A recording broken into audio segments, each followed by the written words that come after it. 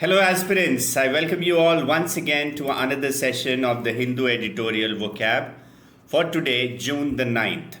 So, आप सभी का स्वागत है इस सेशन में। उम्मीद करता हूँ ये सेशन आपको अच्छा लग रहा होगा। I been going through the comments in the comment section below. मैं देखा है कि कई लोग ये कह रहे हैं कि सर बहुत अच्छा सेशन है, रेगुलर रहिए इस सेशन में। बिल्कुल मैं रेगुलर लेके आऊँगा, बट आपको भी अपनी तरफ से रेगुलरली इस सेशन को देखना है। PDF टेलीग्राम वाले ग्रुप में जाके डाउनलोड करके रखिए ताकि रिवीजन कर सको रेगुलर बेसिस पे। बिफोर आई स्टार्ट बोल दूं कि आपका टॉपिक वाइज ग्रामर के भी आपके सेशंस चल रहे हैं रोज़ 6 बजे। कई लोग इसे भी देख रहे हैं, काफ़ी पसंद कर रहे हैं। इंपॉर्टेंट कॉन्सेप्ट्स मैं पिक एंड चूज़ करके ला रहा हूँ ग्रामर के, और वो डिस्कस किया करता हूँ रोज़ शाम में 6 बजे और 7:30 बजे ऐप पे इसी पे बेस्ड आपके क्वेश्चंस पे डिस्कशन होते हैं। ओके, तो चलिए शुरू करते हैं आज का session. Here is the first word of the day. पहला वर्ड है कॉन्ग्रीगेट, जो कि एक वर्ब है। यह कॉन्ग्रीगेट बना है ग्रेग से। ग्रेग का मतलब ही होता है क्राउड, भीड़। सो कॉन्ग्रीगेट का मतलब होता है to come together in a large group of people और एनिमल्स। एक प्रकार से झुंड लगाना, भीड़ लगाना। ओके, एक लार्ज ग्रुप में फॉर्म करना, लोगों का इकट्ठा होना एक साथ, उसको कॉन्ग्रीगेट कहते हैं। या एनिमल्स एक साथ, जैसे the deer have congregated near the river to drink water. The deer have congregated मतलब डियर झुंड बना के नदी किनारे पानी पीने आए। सो कॉन्ग्रीगेट आपका एक वर्ब है, इसी का नाउन फॉर्म कर दोगे तो ये कॉन्ग्रीगेशन हो जाएगा। एक भीड़ को कॉन्ग्रीगेशन कहते हैं। जनरली रिलीजियस भीड़ को कहा जाता है, जो कोई दर्शन करने जा रहा है, कोई बद्रीनाथ या केदारनाथ सपोज, तो और एक भीड़ जा रही है वहाँ पे, तो उसे कॉन्ग्रीगेशन जनरली कहा जाता है। जनरल भीड़ को भी कॉन्ग्रीगेशन कहा जाएगा। यह ग्रेग से बना है, ओके, जिसका मतलब होता है क्राउड। इसी के जैसा और एक शब्द है एडजेक्टिव, विच इज़ ग्रेगारियस। ग्रेगारियस जो कि एक सिनोनिम जो कि एक एडजेक्टिव है, और ग्रेगारियस का मतलब होता है जिसको भीड़ में, सोसाइटी में रहने का काफ़ी जिसको अच्छा लगता है सोसाइटी में रहना। A sociable person. Sociable person is a gregarious person, जो लोगों से घुलना मिलना, सोसाइटी में रहना जिसे अच्छा लगता है भीड़ में। तो दैट्स ग्रेगारियस। तो देखो 3 वर्ड मैंने बता दिए ग्रेग से। ना हिंदी में समझो तो भीड़ या समूह के रूप में इकट्ठा होना, एकत्रित होना, झुंड लगाना, भीड़ लगाना, उसी को कॉन्ग्रीगेट कहोगे। सेंटेंस था, away from the adrenaline sprinkled nights of the recent Indian Premier League, it is time for Rohit Sharma's men to congregate together in their test whites. ना वर्ल्ड टेस्ट सीरीज का जो अभी फाइनल हो रहा है उसके बारे में ये आर्टिकल था, जिसमें लिखा हुआ है कि IPL तो अभी ख़त्म हो गया। एड्रेनालीन स्प्रिंकल्ड नाइट्स मतलब कम फॉर्मेट वाले वो गेम्स होते हैं, तो खूब जोश और एंथुजियाज्म वाला होता है। लेकिन अभी रोहित शर्मा के जो पूरी टीम है उसको अब एकत्रित होना होगा टेस्ट मैचेस खेलने के लिए। यही मीनिंग है इस वाले सेंटेंस का। Now synonym of congregate could be converge, flock, swarm, throng और अमास। भीड़ लगाना, इकट्ठा होने के लिए कन्वर्ज बोल सकते हो। फ्लॉक आप कलेक्टिव नाउन भी बोलते हैं, फ्लॉक ऑफ शीप या फ्लॉक ऑफ बर्ड्स। बर्ड्स के झुंड, पक्षियों के झुंड या भेड़ों के झुंड के लिए भी फ्लॉक कहा जाता है। स्वॉर्म का मतलब ये होता है भीड़ लगाना। थ्रॉन्ग, अमास, ये सब भीड़ लगाने को कहते हैं। एंटोनिम क्या होगा? सिंपल, डिस्पर्स, बिखर जाना। स्कैटर, डिस्पेल और डिसिपेट, ये सारे एंटोनिम्स हैं जिसका मतलब होता है बिखर जाना, अलग अलग हो जाना। So these will be the antonyms for this particular word. ना अगला वर्ड जो लेके आया हूँ that is connoisseur, which is a noun. आपने सुना होगा कई बार, इस स्पेलिंग को भी याद रखना, कई बार स्पेलिंग एरर्स में भी कॉनोशर आता है। CONNOISSEUR, that's the spelling. Connoisseur is a noun किसे कहते हैं? A person who knows a lot about and enjoys one of the arts और फूड और ड्रिंक एट्सेट्रा एंड कैन जज quality and skill in that subject.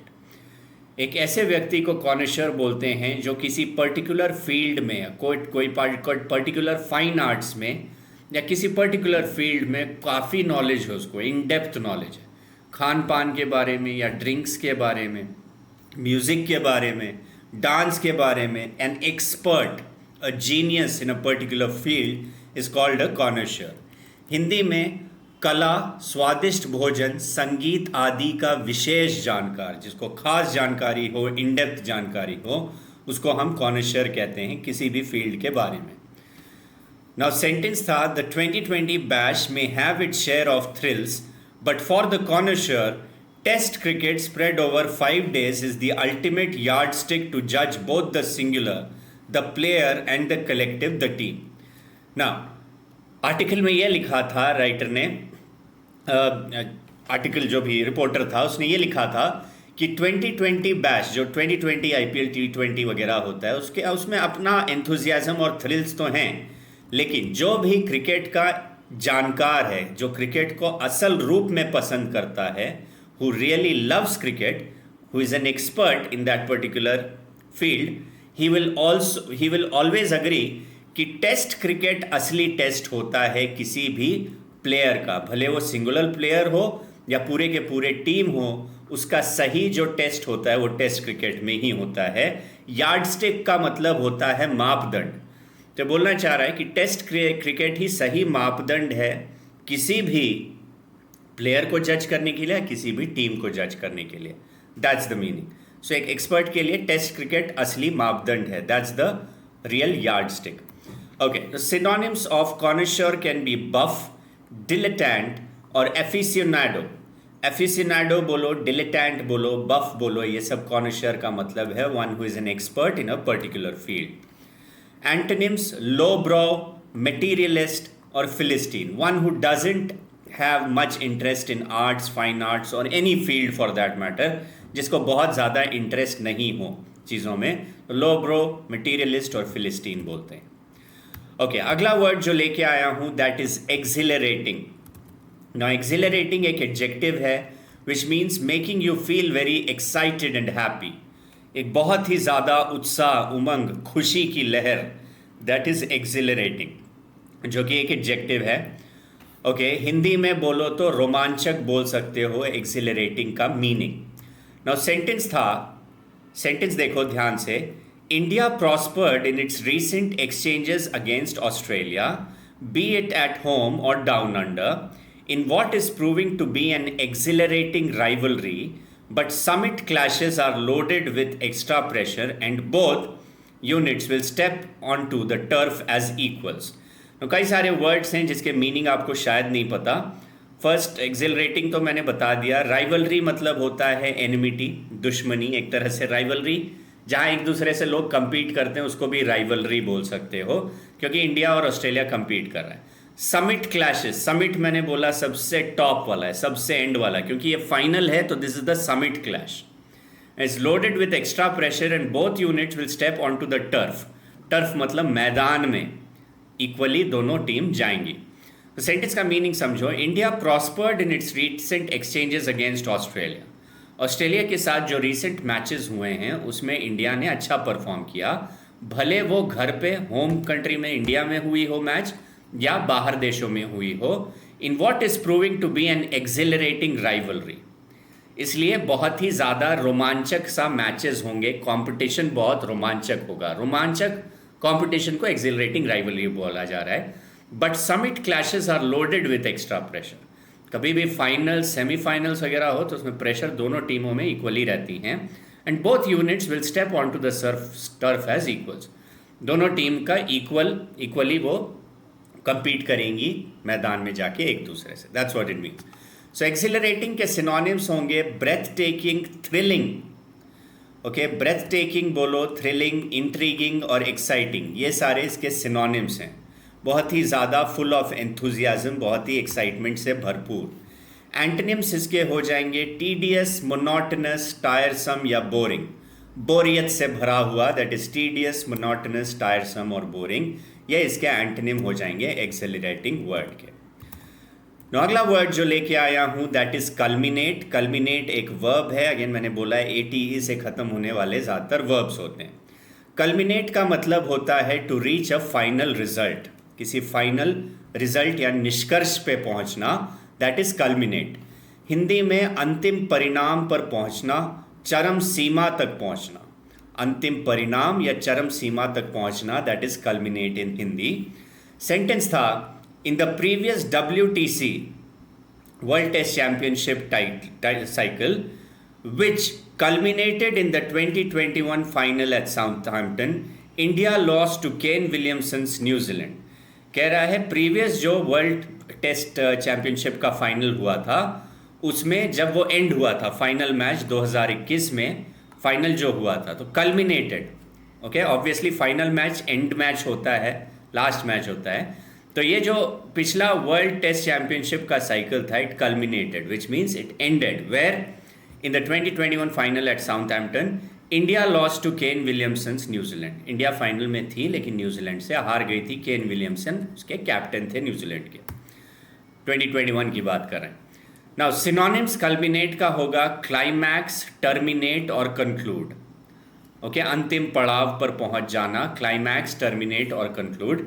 Antonyms आज guess कर सकते हो, commence, launch, originate, begin, start, ये सब इसके एंटोनिम्स हो सकते हैं। शुरुआत, कमेंस मतलब शुरुआत करना, लॉन्च मतलब स्टार्ट, ओरिजिनेट मतलब भी स्टार्ट। ओरिजिनेट स्टार्ट होना, कल्मिनेट एंड होना, याद रखना, एंटोनिम्स हैं दोनों। अगला वर्ड जो लेके आया हूं that is glory. Glory is actually a noun जिसका मतलब है फेम और honour that you get for achieving something.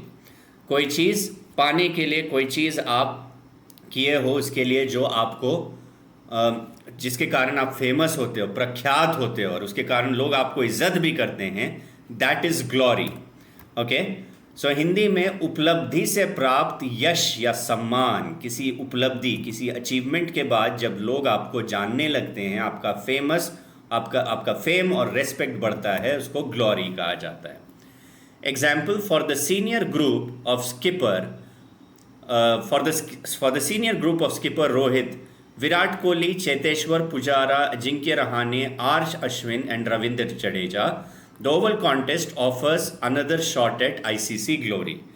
ये सब सीनियर खिलाड़ी हैं, रोहित शर्मा, विराट कोहली, चेतेश्वर पुजारा, रहाणे, अश्विन, रविंद्र जडेजा। कह रहा है ये कॉन्टेस्ट में उनको चांस है अपने ग्लोरी को और एक बार प्रूव करने का, दोबारा ऐसा कोई चीज़ हासिल करें जिससे उनका फेम और उनका शान, यश और सम्मान बढ़े, तो that is glory. So glory के सिनोनिम्स होंगे प्रेस्टीज, एक्लेड, ऑनर। एक्लेड तो लिख दिया था, दो बार आ गया। प्रेस्टीज, ऑनर और एक्लेड बोल सकते हो, that is glory. Prestige, honour और एक्लेड। एंटोनिम्स हो सकता है डिसग्रेस, डिसऑनर, कंडेमनेशन और शेम। डिसग्रेस मतलब डिसरेस्पेक्ट, डिसऑनर, कंडेमनेशन और शेम। कंडेमनेशन मतलब निंदा एंड शेम। सो ये सारे एंटोनिम्स हो सकते हैं ग्लोरी के। Okay, so these were the words of the day. So उम्मीद करता हूँ ये सेशन आपको अच्छा लग रहा होगा। बहुत लंबा नहीं होता, 10 से 15 minute maximum. Please be regular in these sessions. PDF you will find it in this particular group. You have the link in the description box below. Group में ज्वाइन करके PDF आप डाउनलोड कर सकते हो। PDF को एक जगह store करके रखिए ताकि बाद में आपको आसानी से रिवाइज कर सको आप। और कोई भी CDS, AFCAT, CAPF के अगर आप कोर्सेज लेना चाह रहे हो, उन सभी के भी लिंक्स नीचे डिस्क्रिप्शन बॉक्स में हैं। अगर बेसिक से एडवांस लेवल तक पढ़ना चाह रहे हो तो उसके भी लिंक्स हैं। All you need to do is use this code Josh and you can avail additional discount. जब भी आप परचेज करोगे कोई भी कोर्स तो ये कोड यूज़ करके आप एडिशनल डिस्काउंट भी पा सकते हो। सभी के लिंक्स नीचे डिस्क्रिप्शन बॉक्स में। So that was it in this session. Will see you in the next one. तब तक के लिए goodbye, stay safe, take care, do like, share and subscribe and also let me know how you felt in the comment box session if you're liking the session. So that was it. मिलते हैं अगले session में। Goodbye, stay safe, take care everyone. Bye bye.